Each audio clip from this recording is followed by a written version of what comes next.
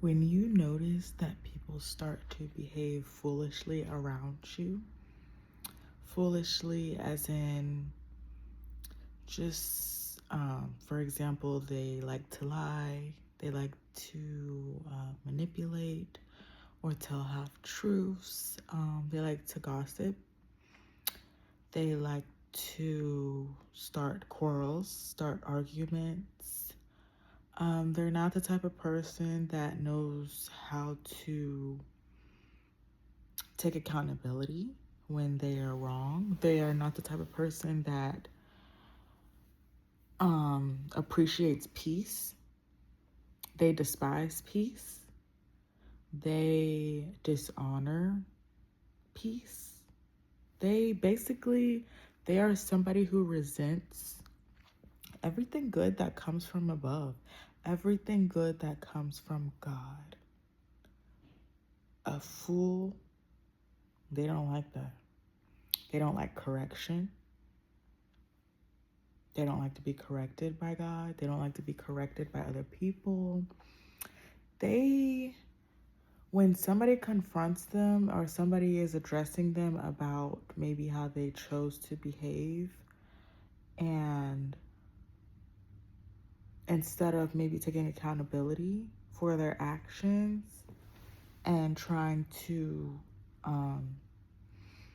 just compromise for the whole relationship, they are the type of people that will expect you to compromise.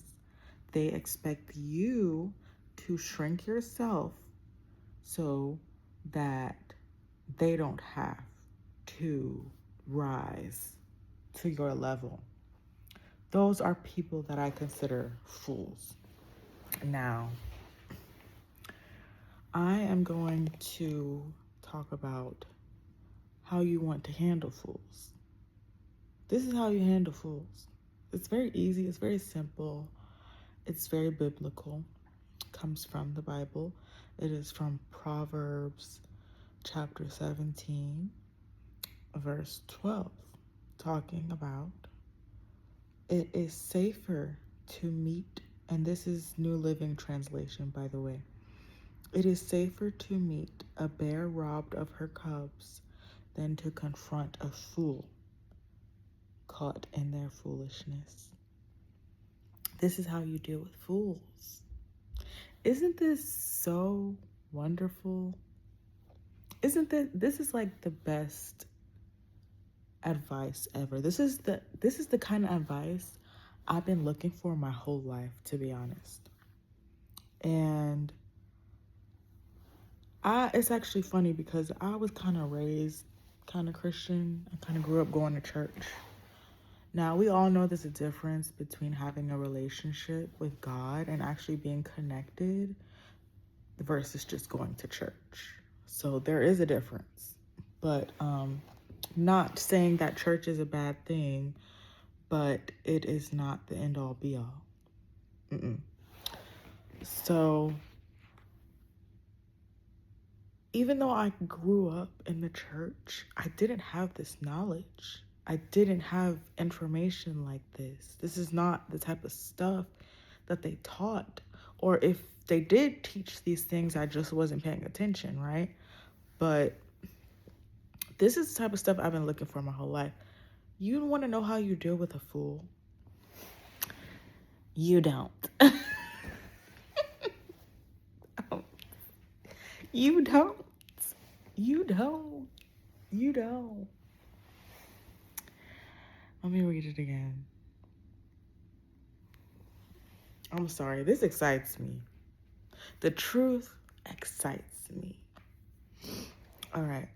It is safer to meet a bear robbed of her cubs than to confront a fool caught in their foolishness.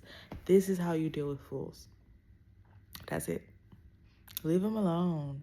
Do not try to confront. Do not try to play big and bad. Nah. Stop trying to play God. You don't confront fools. You leave them where they're at. And you know how they learn? They learn from watching you. They learn from witnessing you. They watch and they witness how it's supposed to be done.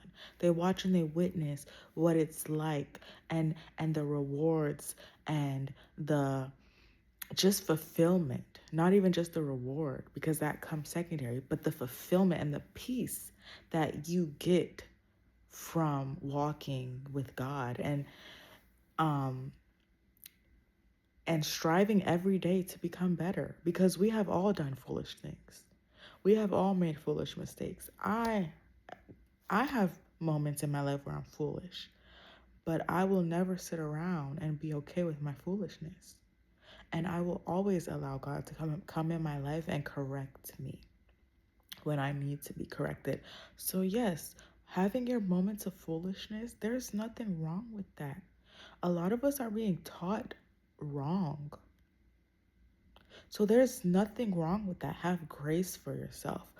But a person who is foolish and who is intentionally and who knows they're being foolish and who everything that I said in the beginning of this video, you lack accountability. You don't know how to be like, okay, I messed up.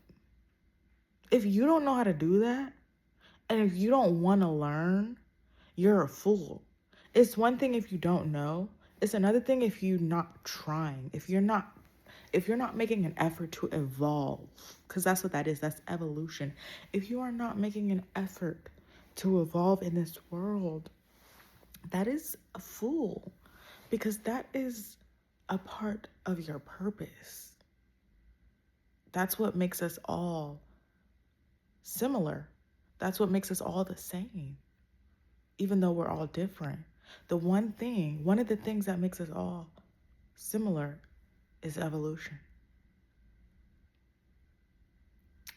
We're born babies. We become children. We become young adults, to grown adults, to middle age, to old, and then we die. This is the cycle of life. And it makes us all the same, even though we're all different.